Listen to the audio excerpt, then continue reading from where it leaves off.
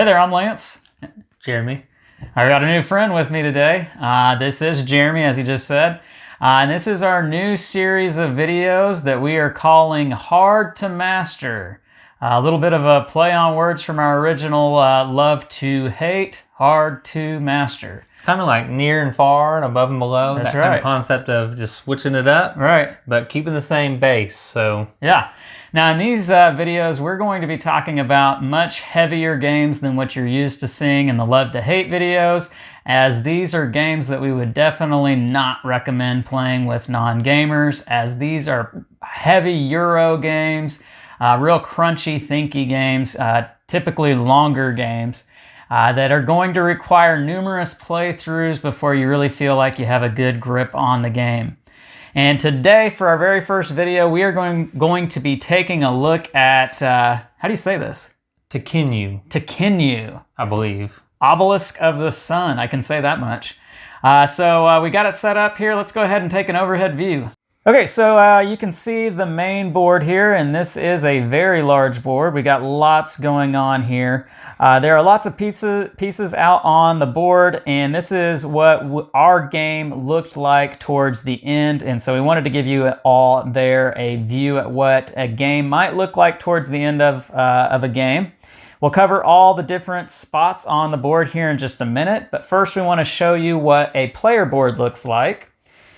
All right, and so over here you can see a player board, and again, this is maybe what it might look like halfway through or towards the end of a game. Let me cover the different areas that you'll see on a player board.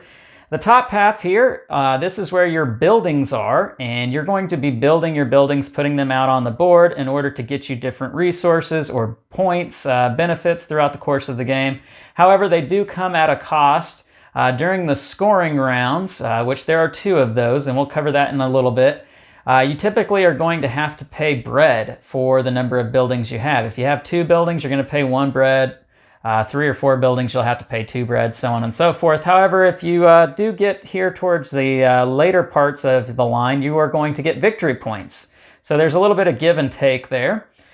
This section right here talks about production and the different resources. Whenever you produce in the game, you are going to gain either parchment, bread, limestone, or granite. However, the amount you gain is restricted to wherever you're at on these levels here. So at the beginning of the game, when you produce, you can only ever gain 2 of each kind, and you'll want to move these cubes up throughout the course of the game so that you can gain more. If you ever get any of them up all the way to the 6, you are going to get 2 points for each one in the scoring rounds. This area right here is where you are going to build your statues, and again, it works kind of similar to the buildings. You will pay the cost listed down here in the bottom, and I know this is kind of hard to see, but the first one that you build here is going to cost you 4 granite, 3 granite, 2 granite, and then it kind of goes back up again, 2, 3, and 4.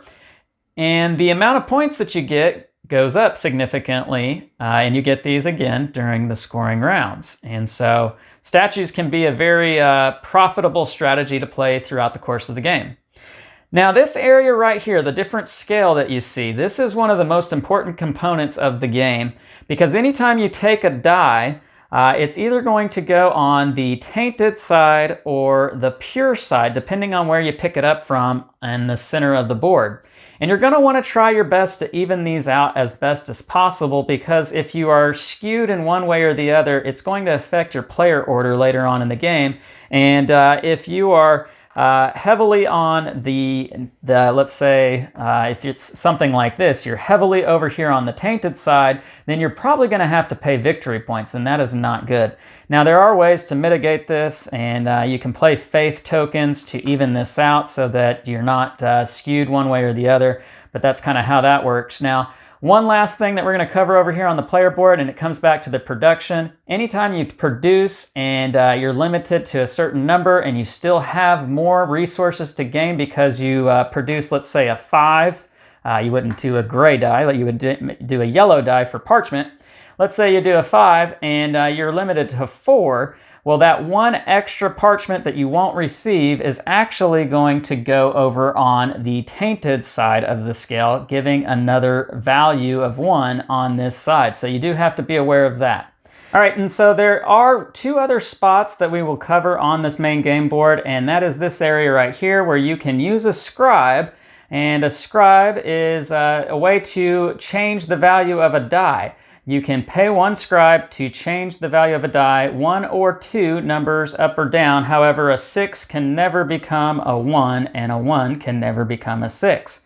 If you pay 2 scribes, you get to do the Anubis God Action. And that is a little bit of a complicated bit, but we're going to cover that later on when we're covering all the other actions on the board. Just keep in mind that this is an option to pay 2 scribes to get to do that. And now we're going to go over to the main game board and cover all the different areas over there.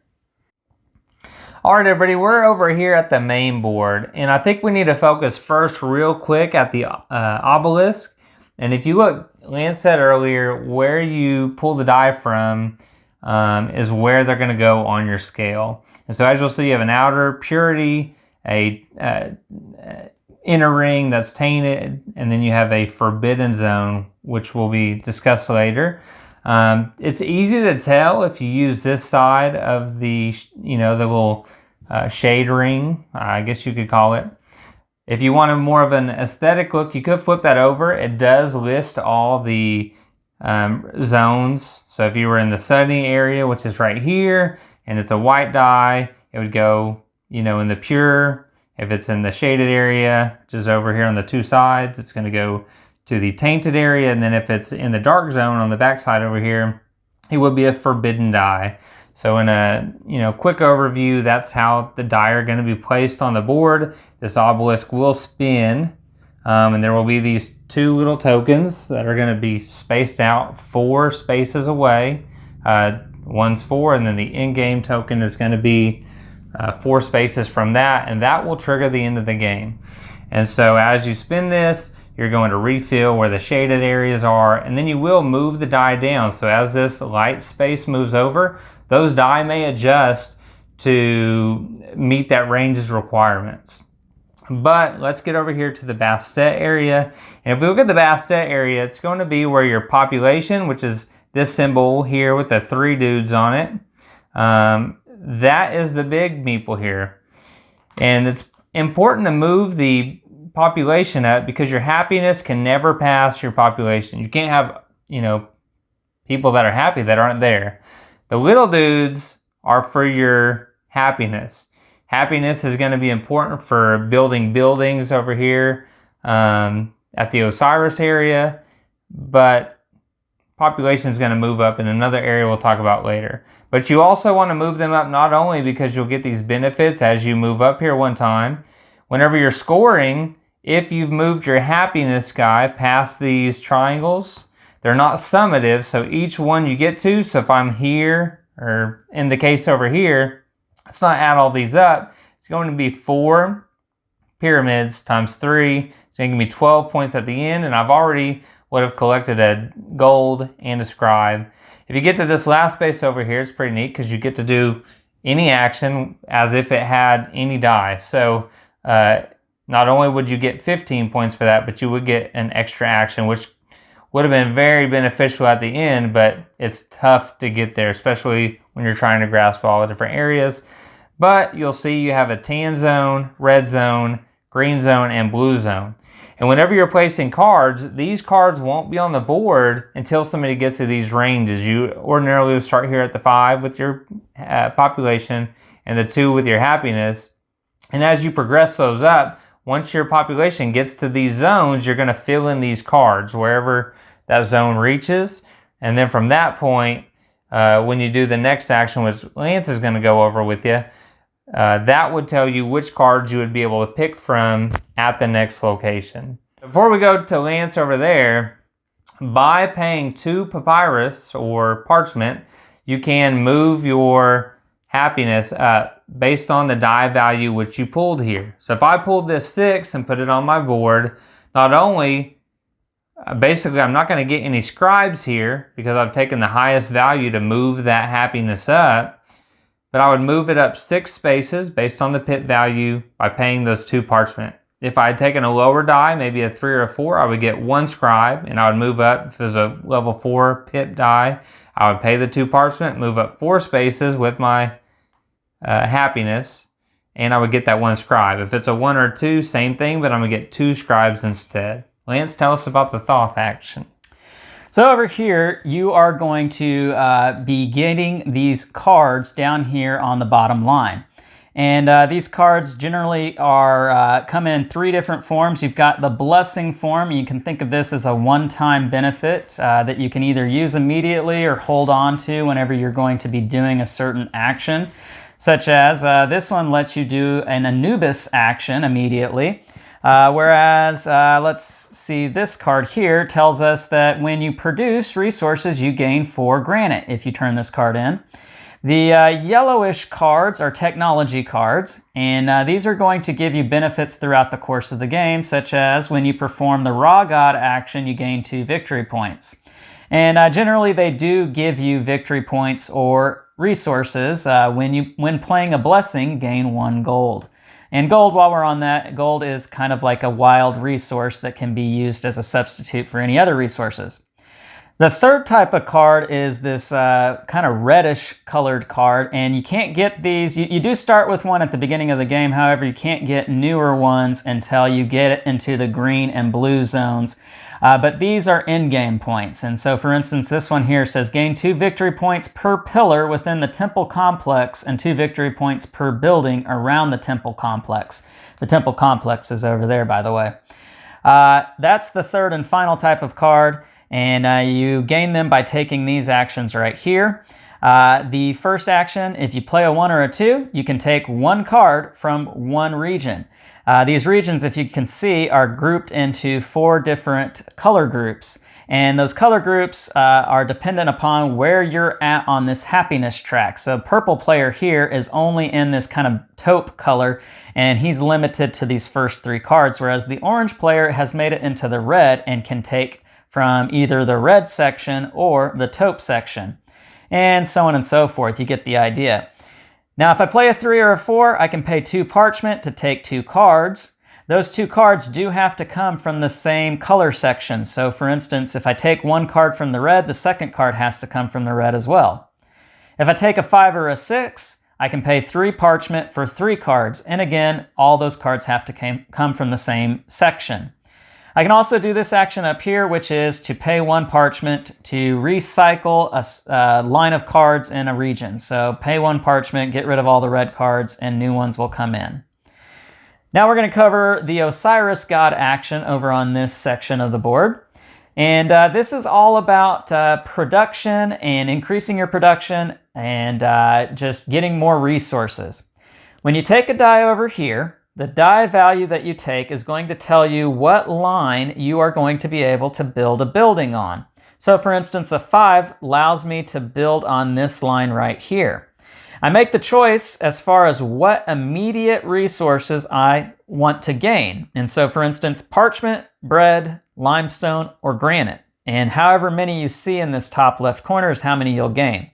Whatever's in the box tells you how much you're going to increase your production. So for instance, right here tells me I get to increase my parchment production 2 values. So going back over to the player board, you start the game at a 2, and if I were to take that spot that I showed you earlier, I would increase it to a 4. That's how you increase your production. Now, the other thing on this section of the board, you want to try to have a majority because whoever has a majority in each of these columns during the scoring rounds is going to get 3 points for that column. If there's a tie, it's whoever has the building that's furthest up. Now, there are some statues here that we're going to come back to in just a minute, but keep in mind that if you have a statue, you're the highest up. Anytime you do build a building, you do have to decrease your happiness by 1 value. Now, one last thing that we're going to talk about on this section of the board right here is that if you are the first player to build a building in the second row here, you will claim a gold piece. And so that is only for the first player who can build a building right here in the second row. That's pretty much for this section of the board. So now we're going to go up to the Horus God action, which is right up here in the top left corner. Now, this section of the board is all about building statues. When you come over here, whatever die value you take, you're going to have the choice between one of three options.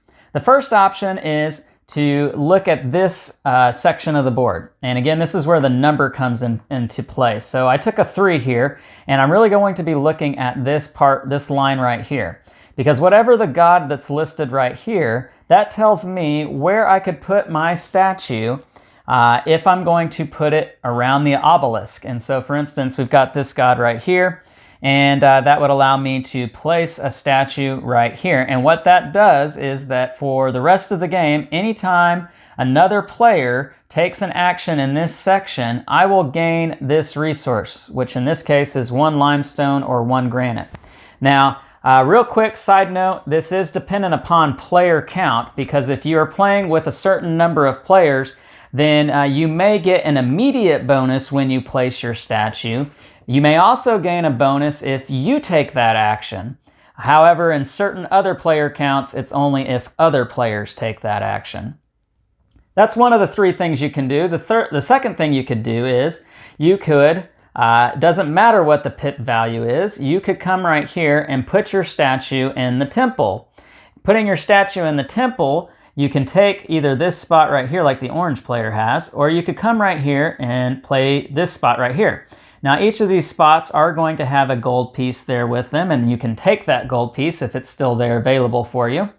But what this is going to do is it's going to give you 3 points for every pillar that is there in that line or column that is your color. So for instance, orange player playing a statue right here, he just got 6 points because he has 2 pillars in the same row as his statue. The third and final thing you could do in the Osiris-God Action is that you could build a statue down in the production building area, which comes back to the area that we just talked about. So again, coming back here, we see that the pink player has built 2 statues here at the top. And as you can see, there's a gold resource there. So whenever you place a statue there, you do get to claim that gold resource. The reason for doing this is because the statue, while it does not increase your production, it does give you 1 element in each column, either on this half of these 2 columns or on this half if you have a statue here for these 2 columns. And again, it's whoever has majority. So pink player here has 2 pieces and has majority on this column. However, blue player has 2 buildings in this column where pink only has 1. So blue player has majority here. Now in this column, orange has 1 and pink has 1. But the tiebreaker, as we mentioned earlier, is whose piece is highest up, and the statue is the highest. And so pink would win the tiebreaker right here and get 3 points during a scoring round.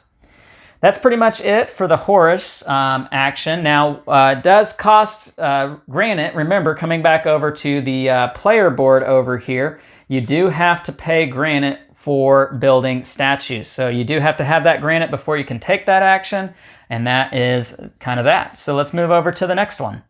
And going back real quick, you notice that there's 2 of the same color, and you can place another statue in the same region. The only thing is you will not get the benefit of the second one. So up over here at the raw zone up here is where you're going to be building pillars into the temple, as you can see over here. So first, you would have to take a die from any of the regions, depending on if you're doing an Anubis action, which again we'll go over in a second, the tainted area or the pure area. Now we want to look up here, and there's 3 different buildings, or not buildings, but pillar bases that you could build. So we look at the die, and the only ones that they're matching up with are here. Now I could build this one and take the 2 points and place it on the temple area over here and put get benefits, which we'll go over in a second. I also noticed that this is the matching color of the shade here, which we'll talk about in step 3. So step 1, we would choose one, and just to make it easy, we'll say that we chose this one with a 3. So we would take that die, we would take this building, and we would place it on the temple area over here. And this building will go on a space. I will get that benefit. And then for any buildings that you have lined up with it, no matter the color, you're going to get a point for each one. So if I wanted to maximize points, I would probably put it somewhere in this region, or maybe where the statue is, just because it's going to line up with multiples here, and then over here you're going to get 1. So I would look at the resources, and maybe I need bread, so I could put that there. The only thing is I also want to match the colors. If I match the color edges there, I would get a point in addition to what I would get based off the buildings, which is level 2 over there. So although I could put it over here and get points off the borders, which would be good, and I would still get these points, I would not get a point because there's no building here, unfortunately. But let's say that I did put it there and I got 2 limes. I would get 2 limestone because I'm placing the pillar. And if I make my greens and yellows matches, I would get 1, 2, 3 points, 4 points, 5 points, plus I would get those 2 limestone. I'd put that there. I would then take a pillar. You probably have to pause for a second so we could do that. And we'll just use blue. I would take this pillar and I would place it on top. Later on, when we talk about the Hathor region, you will score pillars. That will make a little bit more sense. But so far, we've done step 1. We would get 2 points for this because we've placed this pillar. We would get 3, 4, 5 points for connecting the colors, 6 and 7 for the buildings that line up with the pillar that you just placed. So that'd be 7 points when we look at step 1 and 2. I just throw step 1 and 2 with the colors. So first you would just take these points and the points off buildings. Then you would take this, which would be the points off the colors. And then we get to this one. And step 3 depends on the area that it is in. And I said earlier, I would probably want to try and match this up, because if I did match this up, I would get to do this action. And I didn't tell you how you pay for this. How you would pay for this, you look here. So we take that die, but then we're going to look at the resources on the top. So to even place these buildings, so this building I placed, I would have to get rid of 3 limestone and 1 granite to even place that tile on the board. If I didn't have that, maybe I only had 2 limestone, this one's going to look even more enticing. So let's pull another reviewer's kind of tactic. Let's put that back and say that we wanted this one because it's in the shaded range, which would be a little bit more beneficial. But the only way to do that would be I would have to use a scribe to lower this 1 to 2 spaces like we learned on the player board. So if I lowered that to a 2, maybe that helps me balance my scale over there. I can take this one now by taking a 2 instead. And like I said, I didn't have 3 limestone, but I just have 2 and a granite. I would take this one. The lucky thing for us is it does match up. So it still matches up with the colors that we wanted. So let's say I put it there. Again, I'm going to get 1 point this time for just having it. Then I'm going to get a point for the buildings. So that's 1, 2, 3 now. I would go to the next step, colors. So 4, 5, 6, because all 3 of those sides match up with the color that's already connected.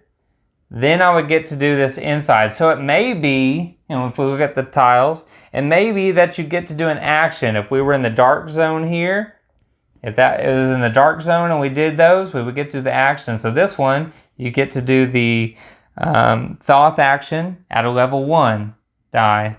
Or it may be that you get 2 gold, or you get, points like we just had.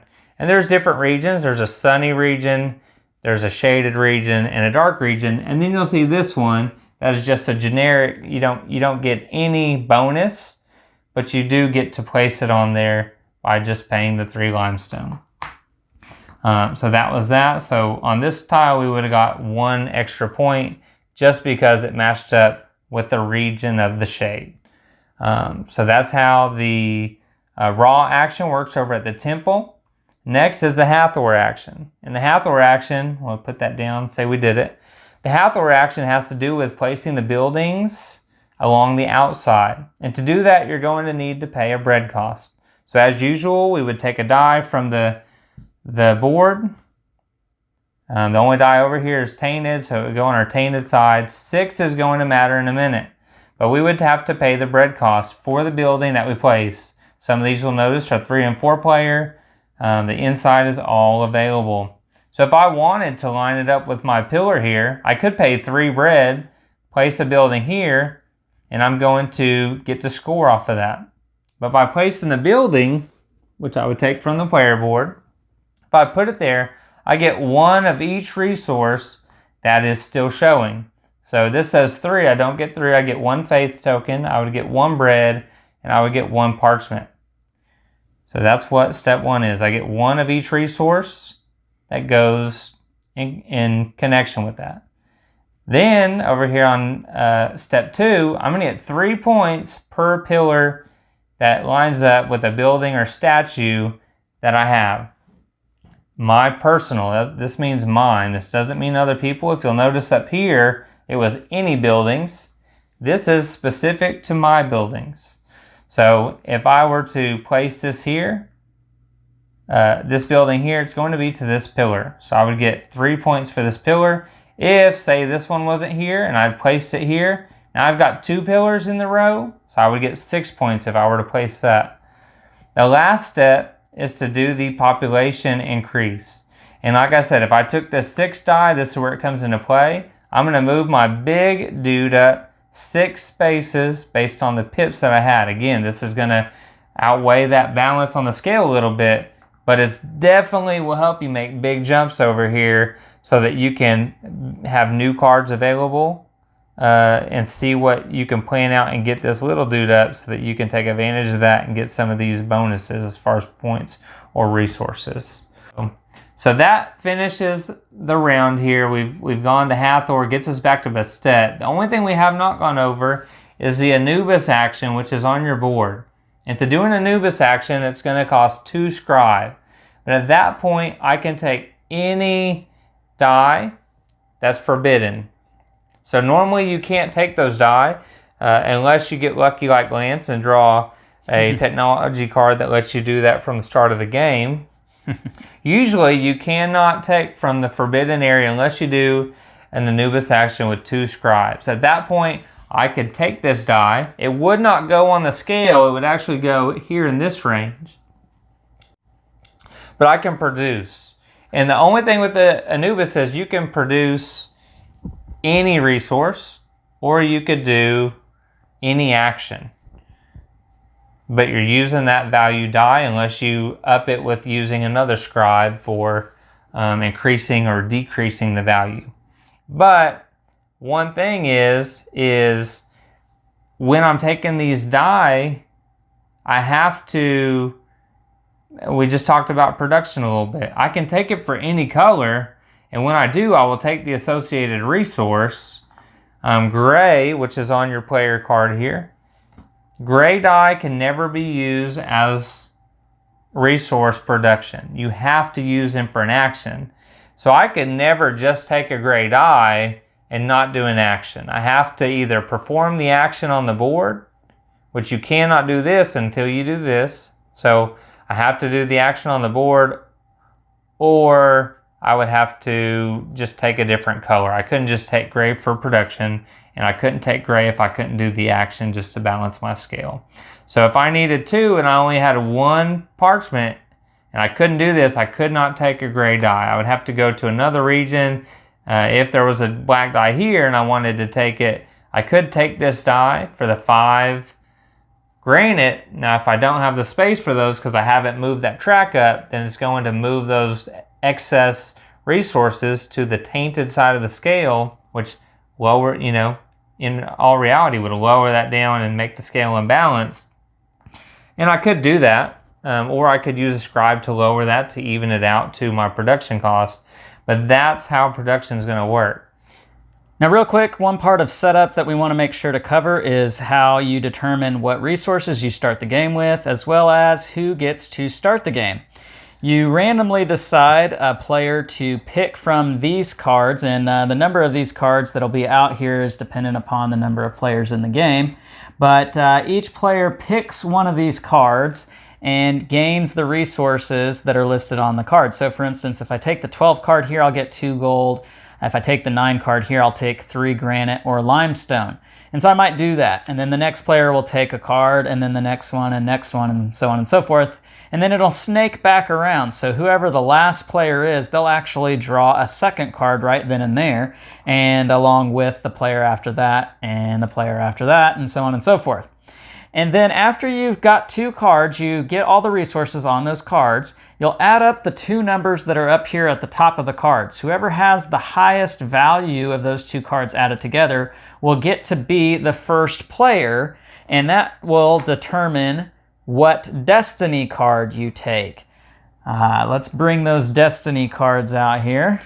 Yeah, there'll be 4 destiny cards, and on the destiny cards, not only does it give you another benefit, but it actually has an Ankh value on the top. And on the Ankh value, that's going to be essentially a tiebreaker for over here.